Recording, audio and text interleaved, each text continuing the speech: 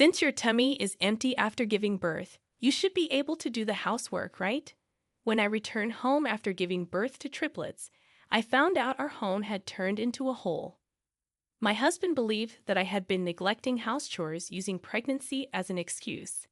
He said now that I had given birth, I had no reason to slack off.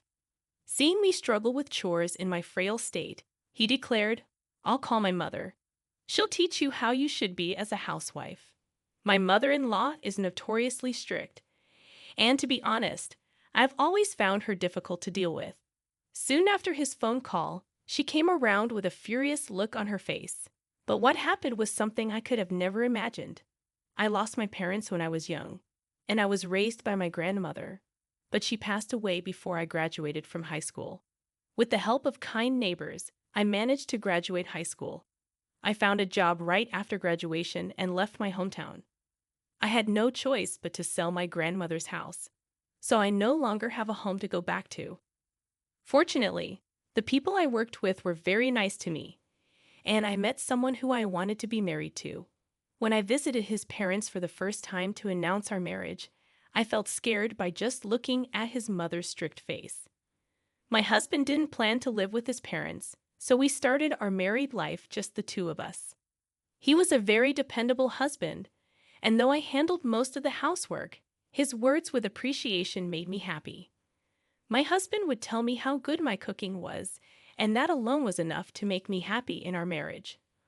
Around our 6-month anniversary, we found out that I was pregnant with triplets. The odds of naturally conceiving triplets are about 1 in 100,000. Since it was my first pregnancy, and I had no parents to rely on, I took maternity leave early. I had a strange feeling of happiness mixed with a little fear as my body was changing.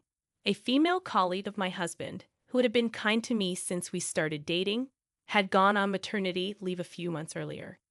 She had worked almost until she gave birth, which I found incredibly powerful compared to my situation. I told her that I felt pregnant for the first time and expressed my fears and worries to her. She reassured me, saying everyone's nervous the first time. Her words kept me going as my little babies grew inside me. But my husband didn't see it that way. He accused me of slacking off whenever he noticed the slightest lapse in household chores. I wasn't intentionally cutting corners. Despite my complaints of nausea, heartburn, and fatigue, which I had never experienced before, he dismissed them as my imagination. "I'm not working for the family, and you want me to do the housework you neglected. You do nothing but lie around all day, enjoying 3 meals and naps. How lazy you are." To him, housework wasn't a job. It was a woman's duty. Sure, I did most of the housework before I got pregnant, but he always helped me a little when I asked. When I pointed this out to him, he replied, "Housework is a woman's duty. Of course, you should do 99.9% of it, since I'm the one who earns the money. 0.1% of my help is more than enough." I then realized that there was no point in arguing anymore. I gave up and tried to meet his demands while sneaking in some rest. A few months had passed, perhaps because of this stress. I was hospitalized for a possible premature labor. The triplets were still too small, and an early birth would decrease their chances of survival. So, I was ordered to complete bed rest. I told my husband on the phone, and then he did come after his shift. "But staying in the hospital, you're not even due yet. You asked the doctor to stay in the hospital so you can avoid housework, didn't you?" He accused. Didn't he hear from the doctor? I was shocked. I had called him because the doctor wanted to explain the situation to both of us and asked him to come as soon as possible. "Who's going to cook for me while you're here? You managed to come here for doctor's appointments so far, right? You'll be fine. Let's go home." He started packing my stuff and tried to drag me out of the bed. "Do you know how much it will cost to stay here? I have no intention of paying medical bills for someone who's not even sick. A C-section childbirth should be natural. Don't do anything that deviates from the laws of nature. Shame on you." His mention of a C-section showed that he had at least heard the explanation, but he clearly had not understood any of it. It was too early to give birth. The babies had to grow inside me. Hospitalization wasn't just a choice, It was a necessity. Besides having triplets, a C-section had been the plan from the beginning. I would have preferred a natural birth if it weren't for the triplets. But my husband, who hadn't helped me with anything at all, was full of disdain. "You just got me pregnant, and now you abandoned me." My anger against him was building up. If it were just about me, I can bear it, but 3 new precious lives were growing inside me. I'd do anything to protect them. But no matter how I tried to explain, my husband wouldn't listen. And from the anger, I started struggling to breathe. That's when a midwife rushed into the room. My husband was kicked out of the room, and I could hear him getting scolded. This was a matter of life and death, and his behavior was dangerously close to being reportable. Other pregnant women were so disturbed by him. They complained to him. After that, he behaved himself in the hospital. With one problem less, I thought I could focus on the babies. But I had to have a C-section soon, even though it was a little early for them. My biggest concern was whether they would be born healthy. But to my relief, the triplets were strong and healthy, happy babies. However, because they were born prematurely, they needed to stay in the hospital for a while. Even though my stay was longer compared to natural birth, I was discharged before my babies. When I got home, still feeling weak, I found out that the house had turned into a hole. "You're the one who got away from housework for such a long time, so it's not my fault. But since you're back home now, hurry up, clean the house, and cook something for me." It was obvious that while I was in the hospital, he hadn't done anything around the house at all. Instead of washing clothes, he seemed to have just bought new ones and piled them up. I could tell if he was ordering food or buying takeout every night by the dirty food boxes or containers of rotten leftovers all over the place. The awful smell was undoubtedly from all this mess. There was no way I could clean up all this mess in a day or two, and I stood there stunned. "You slimmed down around the belly. Should be easier to move around, right? So don't just stand there and get to work." He never visited me when I was hospitalized and didn't even come to pick me up. I was foolish enough to have a little hope that he might welcome me back home. In reality, I should never have expected anything from him. I was still not in the best condition after the delivery, yet I started cleaning up little by little, taking breaks in between. But whenever I was resting, he would find me and say, "Don't slack off, get up, and start cooking. Don't you understand that I should be the priority?" No matter how I tried to explain my situation, he just saw it as an excuse to slack off. I also had to visit the triplets in the hospital and pump milk. I couldn't just clean all the time. He demanded home-cooked meals, but the kitchen was filthy with a pile of garbage. I didn't think it was a good idea to prepare food in such condition, so I resorted to buying pre-cooked meals. I managed to go shopping, but I wasn't recovered enough to cook from scratch. So picking different pre-cooked meals each day was all I could manage. The regret of not being able to carry the triplets to full term haunted me, keeping me awake at night. I think that too contributed to my slow recovery. I begged my husband to take it easy on me, warning him that at this rate, I might end up back in the hospital, but in a different way. But he sternly refused, saying, "I won't accept any more hospital stays just because you want to avoid housework." I continued to sneak in breaks while doing chores. Eventually, I reached my limit and fell asleep without noticing his return. Sleeping instead of greeting me when I returned from work. What a life you have. Do you realize who you owe your livelihood to? You need to be re-educated as a wife. I'll tell my mother about your laziness and have her set you straight. He said that and called his mother right in front of me. He told her, "I checked myself into the hospital just to avoid housework and to try to slack off using postpartum as an excuse." He would say his mother was strict with discipline. The memories of her scolding him as a child were still vivid in his mind. I had found her intimidating since the first time I met her. She had always seemed stern and hard to approach. I was terrified that it was my turn to receive strict discipline from my mother-in-law. She was supposed to come the next day, but on the day my husband rushed out of the house to avoid her, using some work-related meeting as an excuse. Right after he left the house, there she was arriving with a fierce look on her face. I braced myself for a scolding before I could even greet her. "What are you doing?" she said. I thought, here comes the criticism for my cleaning. "You should be resting after risking your life for giving birth." She took the vacuum cleaner from me, put on her apron, then started to clean. She questioned me if I've been able to have enough rest in a clean bed, and then decided which room to clean first. Once one of the rooms was clean, she told me to rest there. I wondered if it was okay, but my body was already screaming its limits. Intending to rest only briefly, I ended up resting deeply.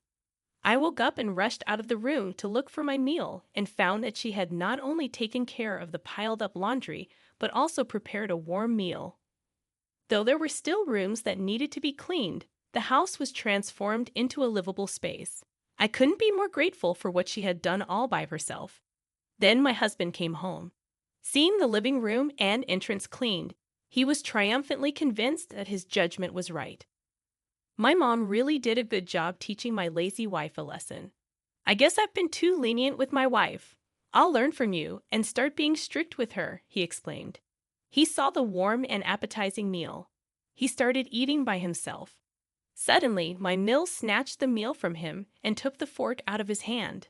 "Who said you could eat? Get down on the floor," she commanded with an undeniable force, making my husband jump out of his chair and kneel on the floor. She asked him what the hell he had done to his own wife. She said to him, "Childbirth is a life-threatening event, and you, instead of caring for your wife who went through it, made her do household chores. I did not raise such a worthless son. How on earth could you think she stayed in the hospital just to escape housework? You disregard the value of life too much, like a monster wearing human skin. Don't you know what a C-section is? It's surgery where the abdomen is cut open. How dare you leave the house so dirty and do nothing about it while your wife needed to rest in a clean environment? You are the one in need of discipline, not your wife, you useless bust." The scene was unbelievable, like a grown man being scolded like a child. You never change, do you? You take the opinions of others at face value, and when corrected, you become stubborn and refuse to listen. "Your father now acts more responsibly, you foolish son," she continued. She questioned him why he mistreated his postpartum wife, and my husband confessed. He was influenced by a male colleague. He was told that women use pregnancy as a weapon to become bold and impudent. Pregnant women slack off on household chores using morning sickness as an excuse and opt for easy childbirth using the baby as a reason. They would conveniently control the men because the men don't know any better. She was infuriated to find out that her son believed such an absurd story, and he had been oppressing me.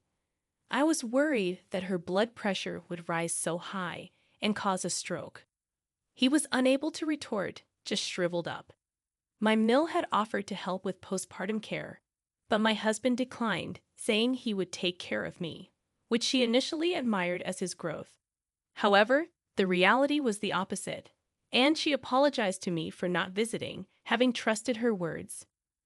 I felt touched knowing she had been so concerned about me. My mill was strict but very sensible. She said that anyone who spreads falsehoods is no good colleague at all. She told him off not to believe such people. He optimistically said, as for that colleague, he was away on a business trip for a while, so there was no need to worry about it anymore. I doubted whether he truly understood, and my mill seemed to share my skepticism. She was looking down at him doubtfully. After this incident, my husband became more cooperative, and my health improved. Eventually, I was able to manage grocery shopping after visiting the triplets at the hospital. My mill still regularly came over to help and left pre-cooked meals that could be stored for later. I felt so grateful for her kindness. When the triplets came home from the hospital, she visited almost every day, reminding my husband of the importance of family. Initially, he refused to change diapers, but fearing my mill's wrath, he reluctantly started helping. He would attentively care for the children in her presence, but once she left, he would cease doing anything. His attitude became apparent even without her watching, leading him to busily search the house for hidden cameras.